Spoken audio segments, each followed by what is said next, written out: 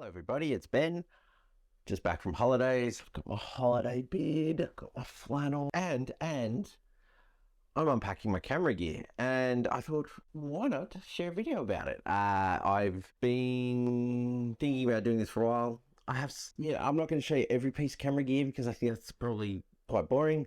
But when I'm on holidays, I like to take some weird things with me, camera gear related, to shoot differently, and that's what I thought was interesting. So I try and limit myself to 2 camera bags when I go traveling. I'll show you those. I'm going to change the camera angle here if I can finagle how to do that. I want this one. There we go. This one is just one of those beautiful low pro camera bag. I've had this one for about coming up 10 years, and it's one of those things that comes with a padded section which you can pull out, and then just this cavernous sling bag that you can wide adjust. Lots of pockets everywhere. It's a really, really, really good dad bag if you just want to take a camera, but you still have to bring your nappies and and need a drink bottle, and someone doesn't want to carry their jacket anymore. Great bag. All right, now the other one, which carries most of the gear, which is is this thing here. And this is, I hope I'm not wrecking my audio there, but this is an Amazon special, 60, 70 bucks. You can see it. I actually bought this bag. I had a low pro big backpack with the laptop slot and the upstairs, downstairs kind of thing. I had that for like 5-10 years. The zippers finally blew out. Didn't know what I wanted. I tried to go like an adult and have a leather bag with, the business briefcase. Anyway, it was a train wreck. So I just bought this one as a trial because it's got the big pocket up the top with the sling bag, which is really good for planes, trains, and automobiles. Leave a school, chuck everything in the top, zip it up straight on a plane. So it was really, really fast. Plus, I could dedicate this whole bottom section with the quick access flap. You've seen these bags before. Keep my camera gear in. Yeah, so anyway, I'm going to pull out bits and pieces from these. Yeah, let me know what you think. One of the first things I do on holidays that I never do, well, it's not never, I do it a lot, but one of the things I like to do more of is shoot with filters. So I've got some cheap filter wallets here, of which I stack one of them with a bunch of NDs, which, neutral density, things get darker, a circular polarizer, and a few other little things. I've just got a bunch of filters for my main sort of lens, which is you'll see it, 12 to 40 lens, and that's also shooting Olympus. It's actually a 24 to 80, so it's a pretty standard range. Excellent. Again, just the stage of my life. Excellent dad lens. I can do a lot of photography one-handed with that lens and still, be a responsible adult. So I've got a bunch of filters for it. I do have some sheet filters and a holder that I can put on any other lens. Too much time. I'll get there when I grow the beard out a bit longer. Kids are in high school. I don't know. I'll get back to, all that kind of stuff. For now, it's real quick, dirty, screw it on the front kind of stuff. Now, it's kind of fun.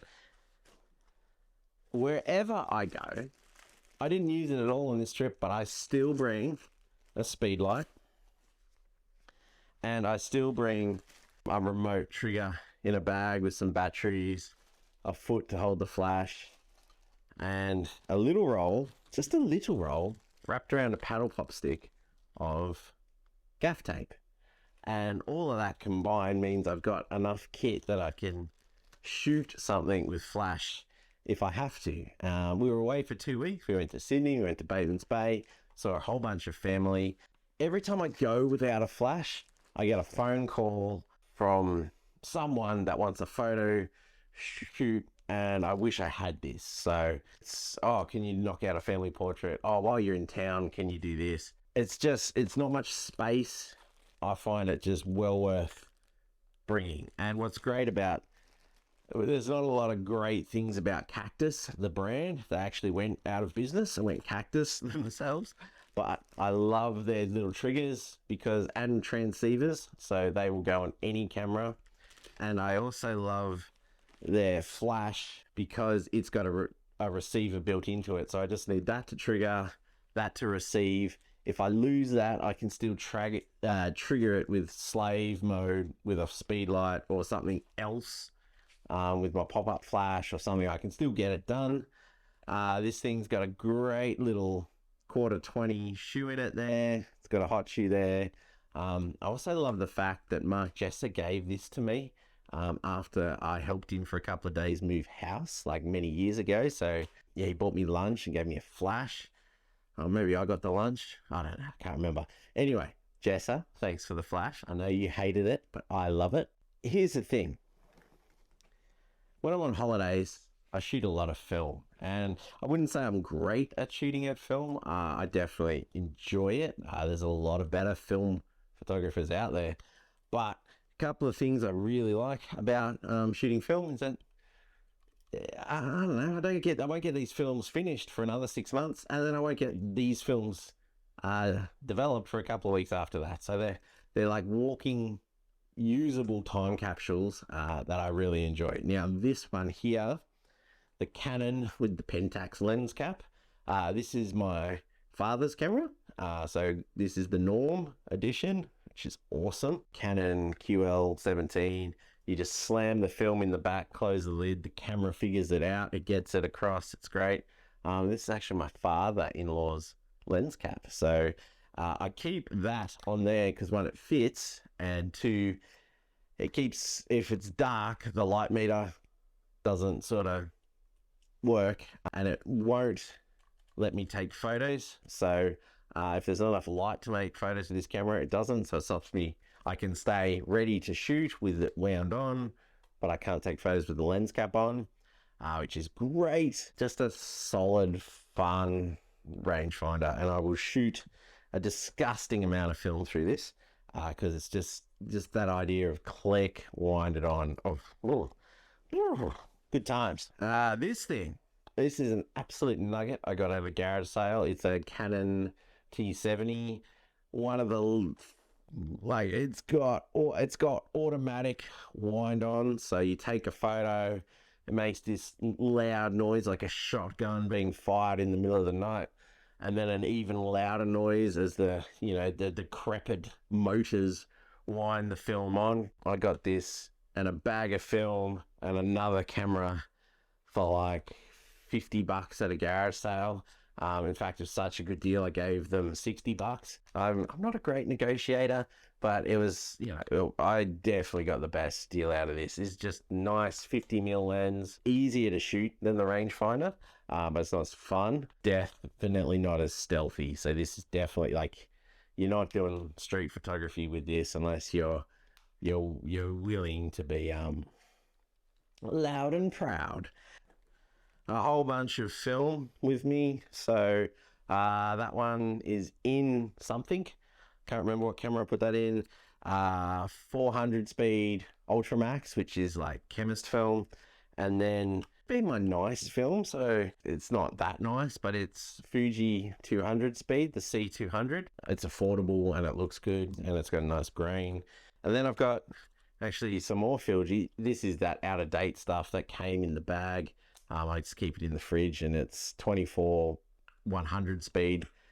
I don't think it's that nice, but it was really cheap film. So that's the everyday stuff. And then Ultramax. I can't believe I'm saying Ultramax is actually like nice film. That's the cost of film these days, but that's how it is. And then this is the special stuff here. A notebook camera compartment that's empty because I've put the stuff I want to show you out here. So what do we got in here? The standard old 12 to 40, which is a 24 to 80. I'm not going to show you that. It's around somewhere. Do also have this Olympus 40 to 150, which you times that by 2, it becomes an 80 to 300. I love this lens. Waited a long time so I could justify getting it. I actually have a really, really old version of this lens too that was doing the job. This thing's so nice. Not only does it sit on that mount on a desk like a piece of art, but it's fast, it shoots true, it's just the best weapon ever. The exciting stuff, I've got this really wide angle lens there, which probably, I can't see it on the computer, but you guys can probably see that. That's a 9-18, which sounds really wide, but it's actually an 18-36, which is pretty wide, but it's not crazy wide. That's what I shoot a heap of beach portraits on and stuff like that. It's just good gear. It's got this weird kind of telescopic thing. It pops out, then you're ready to shoot. This is actually the second one of these lenses I've owned. I had one early on. I bought it when I left the newspaper, and that one got broke in a horrific accident. It wasn't my fault, I promise you, but it got replaced. I liked it enough that I've actually bought it twice, and that's the only lens I've ever bought twice. And this lens here, I don't know if you can see that absolute nugget. It's actually got a bit broken off it. This is a fisheye lens, 7.5 millimeter. So times that by 2, it's at 15, but it's got that real warped kind of GoPro look lens. I got that given to me by my in-laws for my 30th birthday, and I love this thing. Totally manual focus, aperture ring that's super clicky. Can you hear that? Oh, I just love this thing. The chunk that's missing out of it, that's just the lens hood. So every Christmas, when we put the Christmas tree up, we do a Isles family time lapse. But every year since I turned 30 and got this lens, I've been using this lens for that. And one year, Archie, when he was about 2, 3, no, definitely 2, grabbed the tripod and pulled. So brought the camera, the lens, nearly the Christmas tree, all down on top of us. The lens copped it, but it just snapped off that little bit there, which I had for a bit and I glued on, and that lasted a couple more years, but it's since gone. So very, very ugly lens, but it's cheap. It's like $300. I think I've seen them for $300. I have no idea what my in-laws paid for it. If you paid more, thank you. It was a great birthday. Just an awesome thing. You can get an Olympus one. Costs like 800, 900, maybe $1,000. Much faster aperture, but I don't think it's worth it. I don't use it a lot, but every time I slap it on, it's like, it's fun land. The last thing I'll show you, in this little green bag here, is a drone you should never buy. Don't buy this drone. You can still see it for sale. Little thing called a Dobby. It's got a little 4K camera there. Well, I just use it for photos. You're actually going to manually set the camera angle. I don't know if you can see that. See how it's tipping out there? You've set that. It doesn't have a gimbal on it. You send it up, you get about 10 minutes. Bring it down. It's so old, it takes about 10 minutes to charge up again.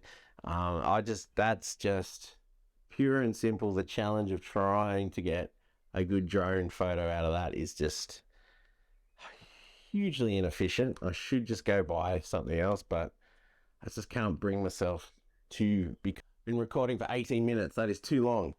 So in this bag, that's my main sort of camera that carries on. It's just an Olympus OM1 something, whatever we're up to now. I usually have that, and then the one I had previous is my second body. That's the 12-40 lens. It's got a circular polarizer on it. See, I told you it was boring, but it's very dependable. It's a great lens that way.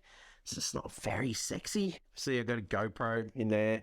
That's the Hero 7. It's a couple of models off the pace now, but it's still good. Great video, great photos. I usually buy a GoPro once every decade, and I find that's an appropriate time to upgrade them. The last GoPro I bought was a Hero 2. Yeah, and I've had this one since about 2019. So 2029, baby. I'll be getting a new GoPro. I'll be excited to see what it does then. The other camera I've got in here, which just refuses to die, is this little Olympus point and shoot. Mechanically, it is, you know, in terms of buttons and dials and everything and lens apertures and things like that, it's very similar to something like a Ricoh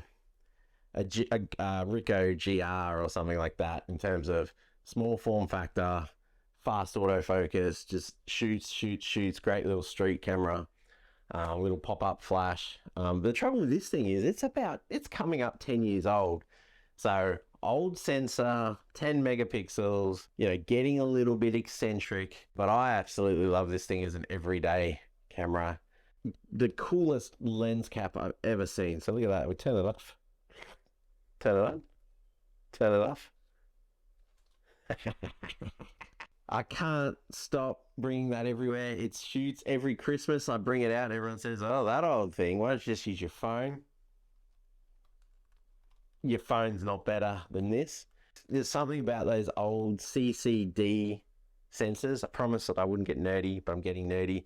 Something about those sensors from, you know, about 10 years ago, the D70, D90, no, not D90, D80, all around that era. What's the Canon version? 40D, maybe 50D. All of those sort of cameras from that era have a very nice look. They just don't have enough megapixels, but if you're shooting small posts on Instagram, family shots, something like this, and they hold their value too, which is bizarre how expensive buying a, you know, third or fourth hand one of these is. Like, they should be 20 bucks. They're not.